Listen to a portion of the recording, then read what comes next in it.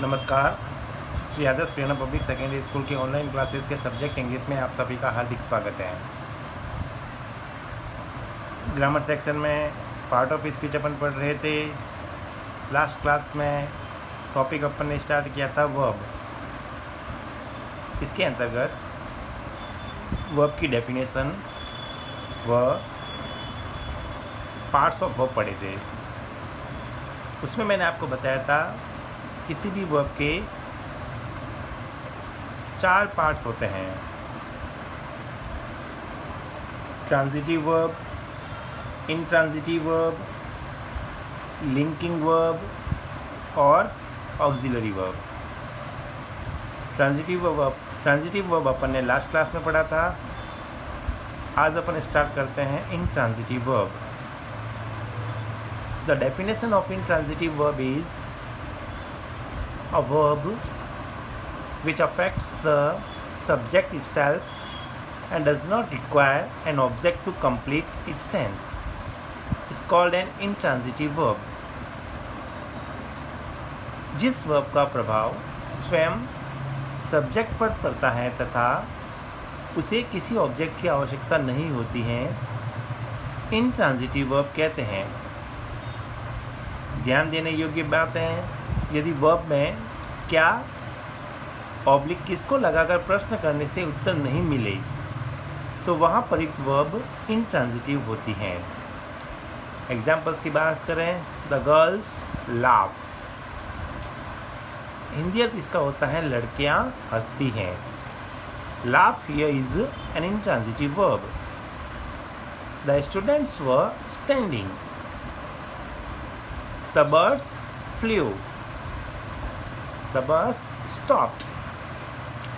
इस वाक्य में laugh, standing, flew, stopped ये सारी इंट्रांजिटिव वर्ब हैं।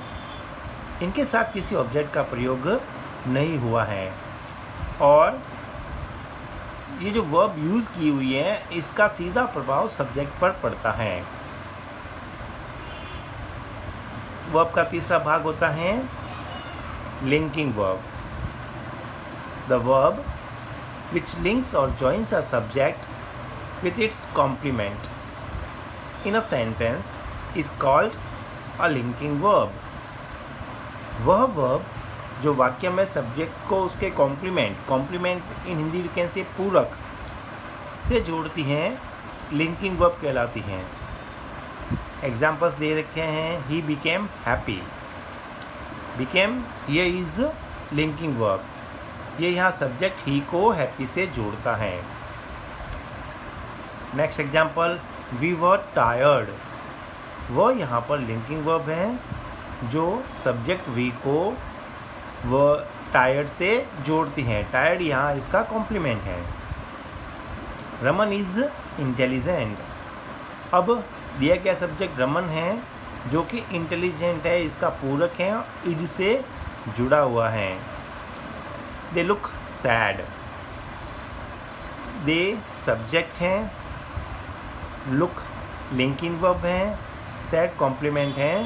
तो दे और सैड को आपस में जोड़ने का कार्य लुक कर रहा है, इसलिए ये लुक यहाँ पर लिंकिंग वर्ब है।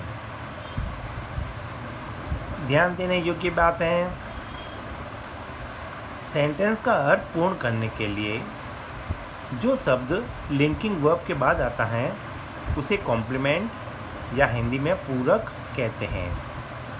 वर्ब बी की फॉर्म्स जो वर्ब की होती हैं, जिनमें इज, आर, एम, वॉज, व ये सारी लिंकिंग वर्ब्स कहलाती हैं। चौथा भाग है वर्ब का ऑक्सिलरी वर्ब, जिसको मैंने आपको बताया था हेल्पिंग वर्ब भी कहते हैं।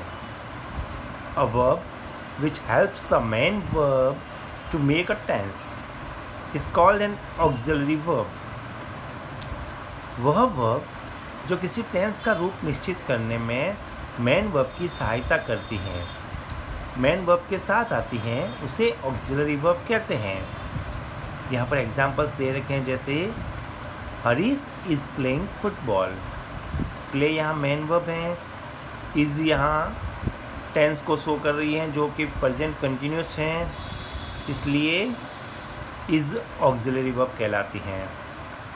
Manisha was reading a book, read यहाँ पर मेन वर्ब हैं, वॉज इसके साथ आई हुए हेल्पिंग वर्ब के रूप में।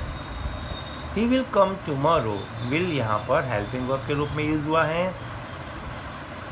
We were helped by him, वह यहाँ पर हेल्पिंग वर्ब के रूप में यूज हुआ है। ऑक्सिलरी वर्ब भी दो प्रकार की होती हैं। There are two kinds of auxiliary verbs. First is primary auxiliary verb, जिसमें वर्ब का बी फॉर्म होता है, जैसे इज, आर, एम, वॉज या were, have, has, have, had तथा डू, जिसमें आता है डू, डज या डिड। ये सारी प्राइमरी ऑक्सिलरी वर्ब होती हैं। दूसरी होती है मॉडल ऑक्सिलरी वर्ब, जिनका अपन मॉडल के रूप में भी यूज़ करते हैं। यह अन्य किसी वर्ब के साथ प्रयुक्त होकर mode means we can say manner show करती हैं। ये सारे मॉडल्स जो होते हैं can, could, may, might, should, would, ought to, need, dare, must, all these are modal auxiliary verbs. ये सब मॉडल ऑक्सिलरी वर्ब्स कहलाते हैं। धन्यवाद।